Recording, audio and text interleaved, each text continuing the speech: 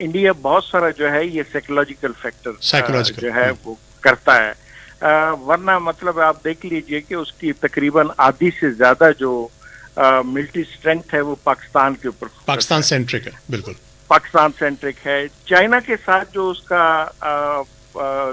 सरहदी झगड़ा है उसके लिए वो अभी इंफ्रास्ट्रक्चर वहां पे जमीन के ऊपर बना रहा है, तेजी से बना रहा है, लेकिन उसको चाइना के लेवल तक पहुंचने के लिए भी बहुत सारा वक्त चाहिए। तो मेरे ख्याल में वो जो एक स्टोरी है ना कि हमें पाकिस्तान को स्किप करके चाइना के ऊपर फोकस करना है, वो अपनी जो अपने आप को बूस्ट करने के वो प्लेइंग फॉर द गैलरी है, यानी वो अपना वो प्लेइंग फॉर द गैलरी है।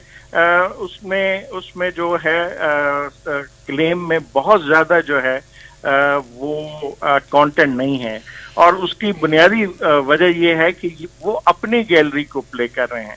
वरना अगर आप देखिए तो उन्होंने अपने आर्मी को मॉडर्नाइज करने के लिए जो पैसे रखे थे वो अभी तक खर्च ही नहीं किए जा सके, इसलिए कि आर्मी के अंदर कैपेसिटी नहीं है।